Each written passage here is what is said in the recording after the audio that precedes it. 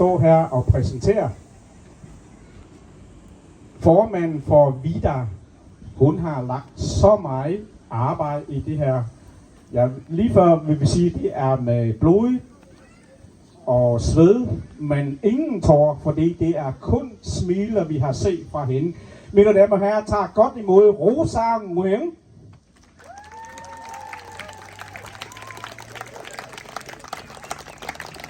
Hej alle sammen, og tusind tak, fordi alle sammen, hver og en, er mødt op her i dag.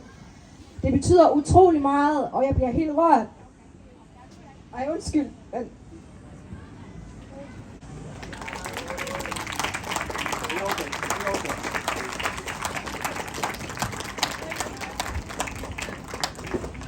Det er en dag, der betyder så meget at se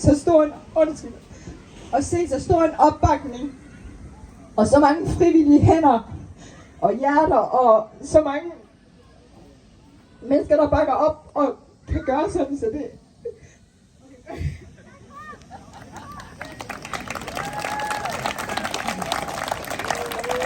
Okay, jeg tager mig sammen nu, for jeg skal ikke ødelægge det, som vi ligesom har skabt sammen nu.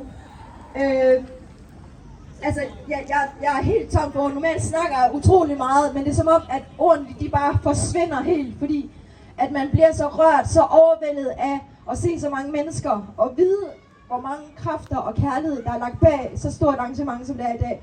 Også fordi det er en speciel dag.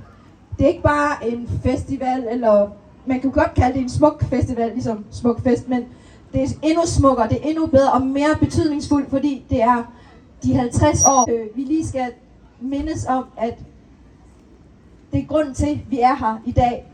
Og det er derfor, det er så vigtigt at understrege, at vi vil gerne vise vores taknemmelighed. Ikke bare nok med, at vi går rundt og siger tak, tak, tak hele tiden, men vise det i handling.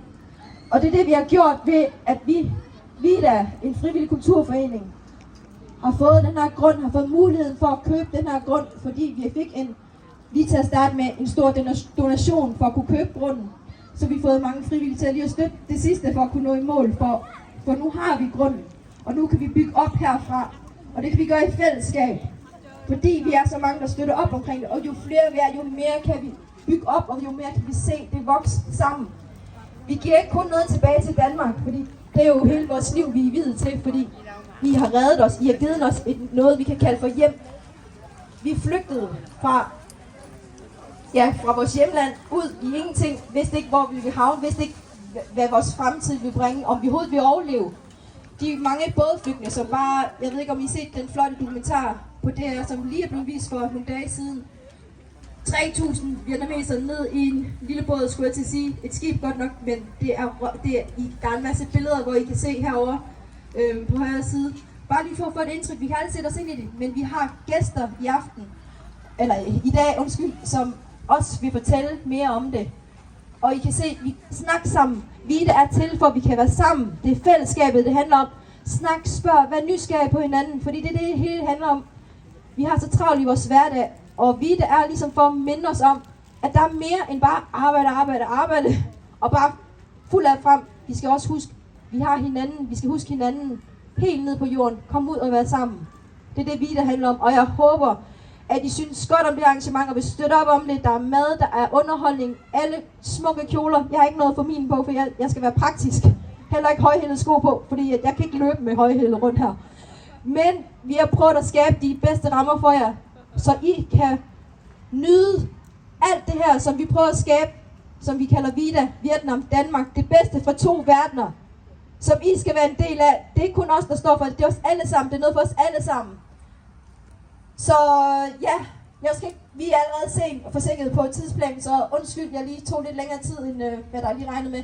Men rigtig god fornøjelse, og jeg ønsker jer den bedste dag, både hvor vi mindes. Det er meget imod, det er jo ikke sådan en fejring sådan, men vi er taknemmelige og glade for, at vi er her. Så vi både, ja, det er blandede følelser, men jeg håber alt i alt, at det er en mindeværdig og en uforglemmelig oplevelse, I får i dag. Tusind tak. Cảm ơn cô VIDA.